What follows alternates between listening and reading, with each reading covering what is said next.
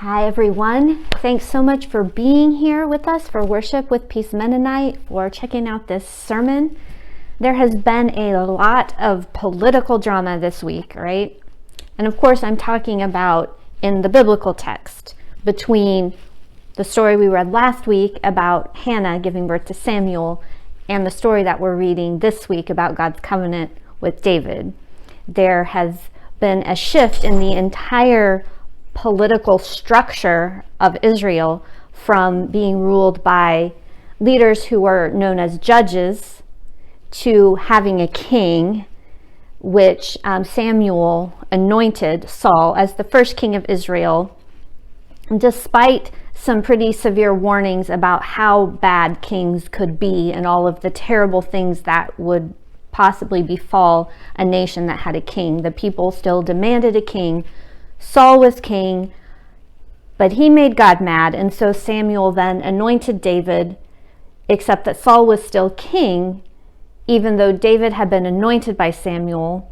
And as you might imagine, Saul wasn't very happy about having someone else, an anointed king, and was out to get David, trying to kill David. This is all complicated by the fact that David and Saul's son, Jonathan, had a very intimate relationship with each other, so that heightens all of the drama going on here. Eventually, both Saul and Jonathan are killed in battle, at which point David is officially made king of Judah, which is the southern kingdom. He rules the southern kingdom for several years before he is then made king over the united kingdom of Israel, at which point he builds himself a lovely house of cedar in Jerusalem, making Jerusalem the capital, and he brings the Ark of the Covenant, which is understood to be the dwelling place of the name of God, this ark that has been carried around through the wilderness in the tabernacle for years and years. David establishes that ark in Jerusalem. And that brings us to today's reading from 2 Samuel. Now, when the king, David, was settled in his house, and the Lord had given him rest from all his enemies around him, the king said to the prophet Nathan, "See, now I am living in a house of cedar, but the ark of God stays in a tent." Nathan said to the king, "Go, do all that you have in mind, for the Lord is with you." But that same night, the word of the Lord came to Nathan. "Go and tell my servant David, thus says the Lord, are you the one to build me a house to live in? I have not lived in a house since the day I brought up the people of Israel from Egypt to this day, but I have been moving about in a tent and a tabernacle. Wherever I have moved about among all the people of Israel, did I ever speak a word with any of the tribal leaders of Israel whom I commanded to shepherd my people Israel, saying, 'Why have you not built me a house of cedar?' Now therefore, thus you shall say to my servant David, thus says the Lord of hosts, I took you from the pasture, from following the sheep, to be prince over my people. And I have been with you wherever you went and have cut off all your enemies from before you, and I will make for you a great name, like the name of the great ones of the earth. And I will appoint a place for my people Israel, and I will plant them, so that they may live in their own place and be disturbed no more. Any evildoer shall afflict them no more as formerly from the time that I appointed judges over my people Israel, and I will give you rest from all your enemies. Moreover, the Lord declares to you that the Lord will make you a house. When your days are fulfilled and you lie down with your ancestors, I will raise up your offspring after you, who shall come forth from your body, and I will establish his kingdom. He shall build a house for my name, and I will establish the throne of his kingdom forever. I will be a father to him, and he shall be a son to me. When he commits iniquity, I will punish him with a rod such as mortals use, with blows inflicted by human beings. But I will not take my steadfast love from him, as I took it from Saul, whom I put away from before you. Your house and your kingdom shall be made sure forever before me. Your throne shall be established forever." In accordance with all these words and with all this vision, Nathan spoke to David. To be honest, I find myself wanting to linger at the very beginning of this passage for a while. Now, when the king was settled in his house and the Lord had given him rest from his enemies all around him, let's just take a moment to imagine. Imagine this glorious circumstance of being at rest, of being settled, just hanging out with your friend, dreaming big dreams, no COVID, no political anxiety, no worry about the heaviness of injustice and oppression in the world, just having rest, just being settled. It sounds so nice. Some scholars point out, though, that this may not have been a true historical reality in David's life. It's not very likely David had tons of leisure. I mean, right before this particular passage, David has kicked the Jebusites out of Jerusalem so that he could have it for his capital. So he's got the entire group of Jebusites angry at him. And the Philistines have come calling, trying to defeat him. They may be still upset about what he did to Goliath with that little slingshot back in the day. Who knows? But the Philistines are also after him. That's all right before this happens. The very next chapter after this is titled David's Wars. So if there was a period of rest, a period where David was not being threatened by his enemies, it was certainly brief and short-lived. It's possible, I think, that this scene between Nathan and David is less historical reality and more theological commentary, and possibly even pastoral commentary. Because the rest of 2 Samuel, along with 1 Samuel, Deuteronomy, Joshua, Judges, 1st and 2nd Kings, all of these books weren't written as these historical events they tell about unfold. They were written during the time of the Babylonian exile. So they were written when the people of Israel had witnessed their temple be destroyed, and many of the Israelites had been forcibly removed from their homeland and taken into Babylon. That's when these texts were written. And when I came across this piece of information in my Bible study, it really shifted how I was thinking about this covenant with David here in 2 Samuel. These words of God to David have one kind of meaning if we think about them, how they would be received by people who are living in the established nation of Israel during the time when it has some political power and some stability. But these words have an entirely different effect when you imagine them being written from the context of for the people who are in exile.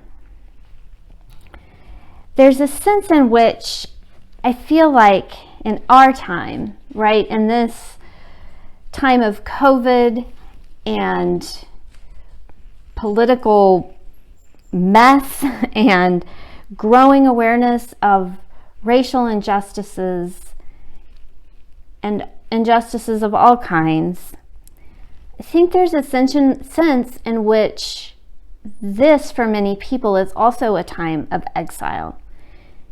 I mean, we are exiled from some of the places that we wish we could be, from some of the people we wish we could be with.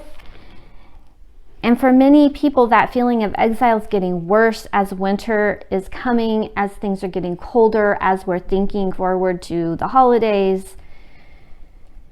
We also feel a sense of exile from friends and family members who have political perspectives that we just don't understand at all.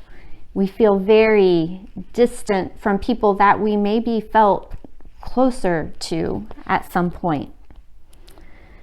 There's this disturbing sense that I get sometimes that we are, as a society, becoming exiled from basic facts, from reason, from truth telling. Not all enemies show up in the form of foreign armies. Not all exile involves a forcible physical removal from one place to another. I certainly acknowledge that our experiences in 2020 USA are different, certainly, from those of the Israelites in exile in Babylon.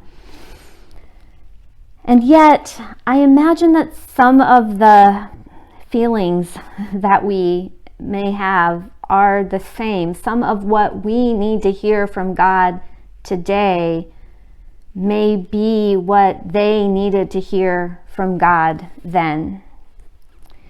And one important thing that God says through Nathan to David, through this text to the people in exile, is a reminder of the things that God has done. I took you from the pasture, from following the sheep, to be prince over my people, and I have been with you wherever you went and have cut off all your enemies from before you. God reminds David of all that God has already done for him. And this has gotten me thinking about what it is that God has done in my life. What are the things that I can look back on and think about to remind me of God's presence? And I think about how God worked to give me my children. I think about how God called me into ministry and led me to the Mennonites and brought me to Peace Mennonite. I think about the way that God was present to me through God's people, through the death of my father-in-law and the death of my father. And as I think about these things, I can hear the voice of God that echoes from this text. I have been with you wherever you went. And I encourage you to think about where you have sensed God's presence in your life. Which of your memories remind you that God has indeed been with you through other difficult times in the past? And this knowledge of God's presence can help us receive God's promise that God's presence continues with us into the future. Right? God says to David through Nathan, I will make for you a great name. I will appoint a place for my people Israel, and I will plant them so that they may live in their own place and be disturbed no more. Now, these words would be rather strange words for God to give to the people when this story takes place, right? When they're already settled with a stable king, when they've had all these military victories, they don't necessarily need to hear this. But when they're writing these words in exile, it makes perfect sense why this would be something God would want to say. I will appoint a place for my people and will plant them. Isn't that what people in exile most desperately want? To be rooted, to be grounded firmly in a place, to find home. And this place that we long for, it's not just a physical place, right? We want to be part of a culture that we understand and around people who understand us. That's not to say we want everyone around us to agree with us, although that also would be pretty nice. But in order to feel solid and planted, we do need to feel that we share at least some sense of reality with the people that we're around, that we share some values, that we have a shared vision of what we hope for our future. And to be honest, that's not how I feel living in the United States. I mean, as an Anabaptist, I've never felt completely at home in this culture, but the discomfort and the dissonance is particularly strong right now. And I hear God's promise of a place to be planted with great longing and great hope. And the final aspect of today's text that may have been encouraging for the people in exile is God's seeming lack of enthusiasm for David's idea of making him a temple. Right, one of the most devastating aspects of Israel's exile was the destruction of the temple that David's son Solomon had built. And it was an amazing, beautiful, expensive building. And it was utterly destroyed by the Babylonians when they came into Israel. So it had been an important sign to them that they were no longer nomads, that they had a home. And when it is destroyed, it's like their home is destroyed. Their way of worship is destroyed. The temple was very important for the people of Israel. And it seems from this text that maybe the temple was not quite as important to God. I mean, God seems perfectly happy to be living in the tabernacle, the tent, kind of wandering around with the people, going from place to place. God is present with God's people, with or without the temple. And of course, the Israelites know this, but maybe in the exile they need to be reminded of it.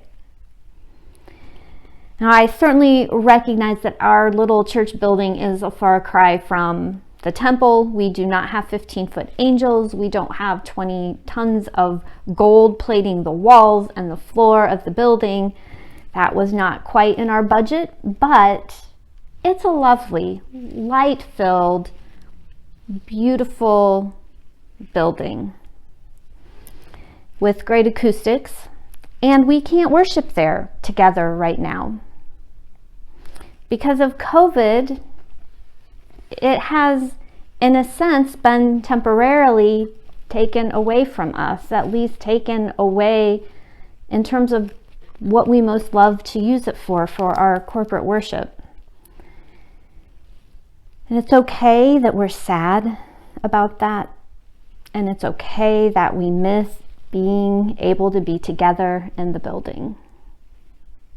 I think God is pleased that we worked together to renovate the building and to create a space for worship and fellowship, a place that we could do our ministry from. And I also think that God probably cares a lot less about the building than we do.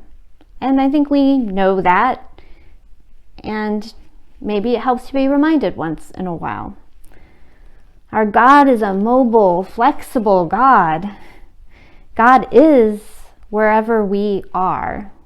God is wherever we are physically. God is wherever we are mentally, spiritually, emotionally. God is with us in our exile. God's with us when we do our individual Bible studies and our family prayer and our online worship and our Zoom gatherings. God is there just as God is in the building when we are able to gather there. We like to have temples and churches, but we don't need them. God doesn't need them. So like the Israelites of David's time, we live with intense political drama. And like the Israelites of David's time, like the Israelites of exile, we live in a time of loss and dislocation. And like God's people of all time, we live with the knowledge of what God has done for us in the past. We live with the promise, God's promise of what God will do for our future. And we live in the presence of God's steadfast love that will follow us wherever we go. Thanks be to God.